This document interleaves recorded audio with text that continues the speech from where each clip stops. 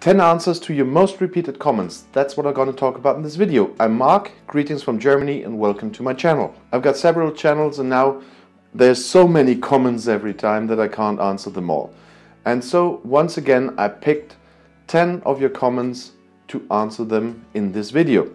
The first one is no is negotiating. Of course it isn't.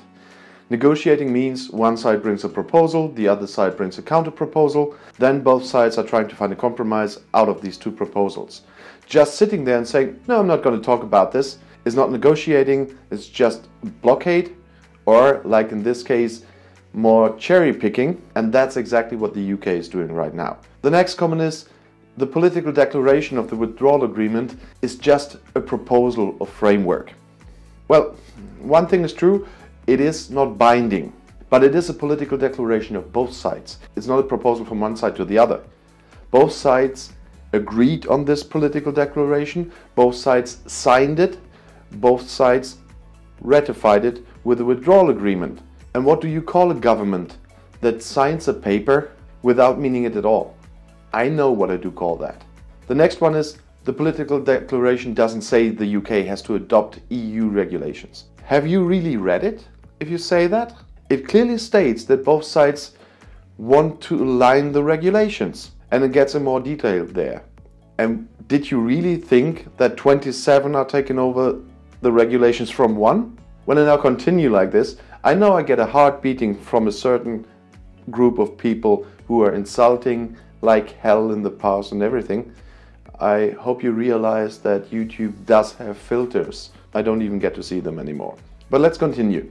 Next comment was, the EU threw out the political declaration before it commenced. Boris signed that thing and immediately said at home the total opposite he will do. That was not what the EU did. The proposal for the current talks is actually in many parts completely based on the content of the political declaration. Just put the current proposal of the EU and the political declaration next to each other and you'll be surprised. Then, of course, an all-time repeating comment, the UK must be fully independent. The UK was independent as an EU member, the UK is independent today, and the UK will be independent in the future, no matter what deals they make. It's still independence if you rely on a bigger entity, like the European Union, or as Donald Trump wants with the US trade talks, on the USA, but it's still a matter of free choice of an independent country. And of course the UK was an independent country. How else could Brexit have worked otherwise? And then there's a nice one about the cherry picking. Fishing is the EU cherry picking, not vice versa. What the EU is trying to negotiate in the current trade talks is for a big part based on the political declaration, so everybody knew that and everybody agreed on that that is the course to take after Brexit. Did the EU sign the political declaration and never intend to stick to that?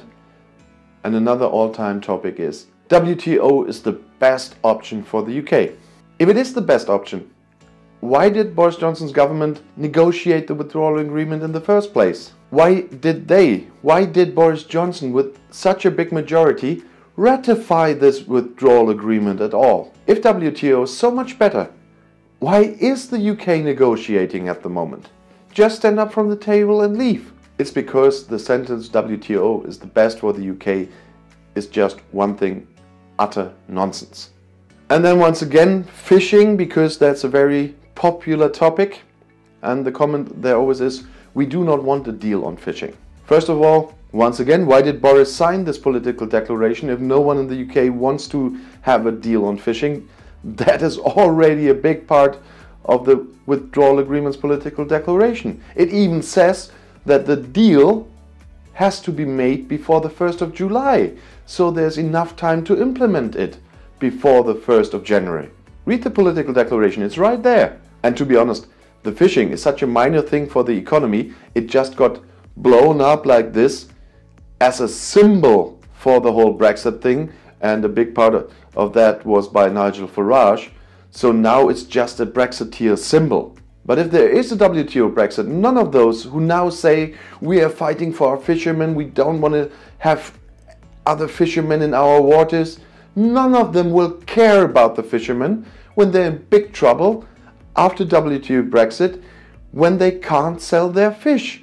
I'm curious to see what these people will do to help the fishermen survive that. Then there's a comment on something I thought it might be possible in the past. That is that Boris will ask for an extension last minute. I thought that's possible, but I don't think so anymore. Of course, there are speculations around Westminster that he will do, but now in this situation, it's easy for him not to do, because all the economic damage from Brexit can now be hidden behind the economic damage by the corona crisis. So there's no need anymore for Boris to break his word by extending, because he's got the best cover-up, as horrifying as this is to say, for the economic damage of Brexit he will cause with that. And then there's the oldest comment. The EU will collapse by Christmas.